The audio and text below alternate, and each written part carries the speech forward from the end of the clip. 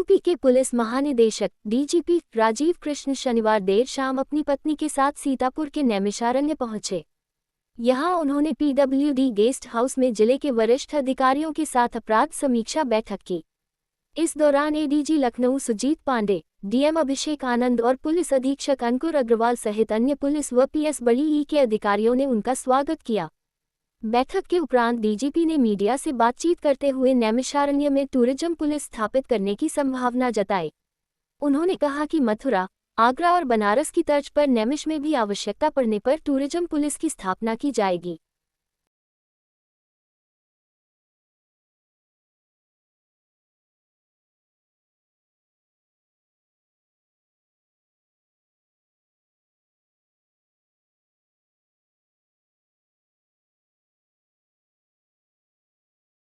और आज की मीटिंग में क्या देखिए, माननीय मुख्यमंत्री जी के उनके नेतृत्व में और उनके मार्गदर्शन में जो अपराधियों के प्रति और अपराध के प्रति उत्तर प्रदेश पुलिस की और शासन की जीरो टॉलरेंस की नीति है, इस पर प्रदेश में सभी जिलों में सभी यूनिट्स में प्रभावी कार्रवाई की जा रही है। और यही कारण है कि जो ऑर्गेनाइज्ड क्राइम है वो ऑर्गेनाइज्ड क्राइम पर पूरी तरह से अंकुश लगा है। जैसा कि आपको मालूम है कि अभी मिशन शक्ति का अभियान चल रहा है, पूरे प्रदेश में चल रहा है। और मिशन शक्ति में इस बार एक नवाचार ये हुआ है कि यहाँ पर मिशन शक्ति केंद्र स्थापित किए गए प्रत्येक थाने में।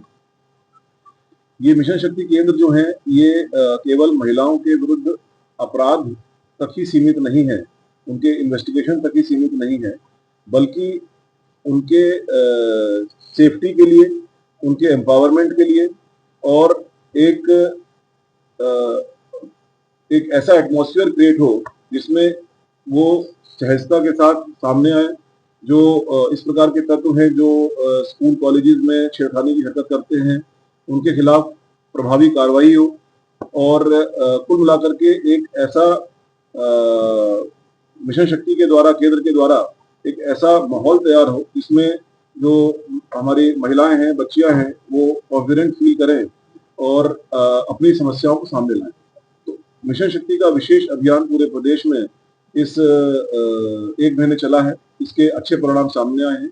मिशन शक्ति केंद्र ये आगे भी चलता रहेगा, इनके कार्यों में काफी बढ़ोतरी की गई है। जो लीगल सर्विस इनको प्रोवाइड करनी होती है उसके बारे में इनको दायित्व दिया गया है।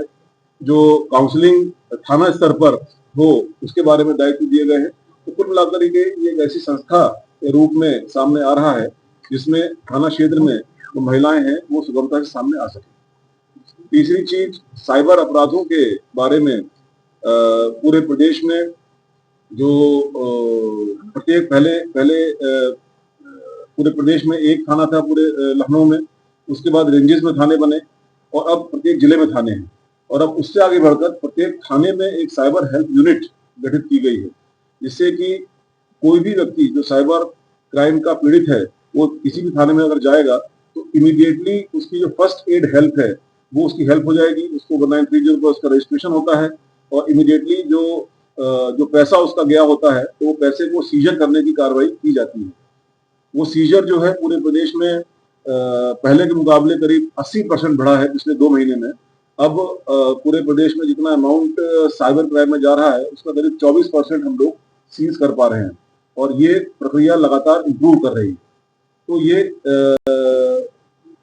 कई सारे इनिशिएटिव्स हैं जो माननीय मुख्यमंत्री जी के नेतृत्व में और उनके मार्गदर्शन में सभी जिलों में लिए जा रहे हैं।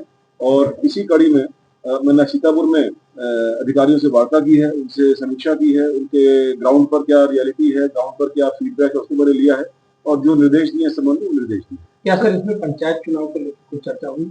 अभी नहीं, पंचायत चुनाव की भी डेट्स भी नहीं आई है और अभी इसके बारे में कोई चर्चा नहीं। सर बिहार में चुनाव को लेकर बॉर्डर पे क्या जो जिले हैं बॉर्डर के उनको लेकर क्या चर्चा? बिहार के चुनाव फर्स्ट फेज और सेकंड फेज के डिक्लेयर हो चुके हैं।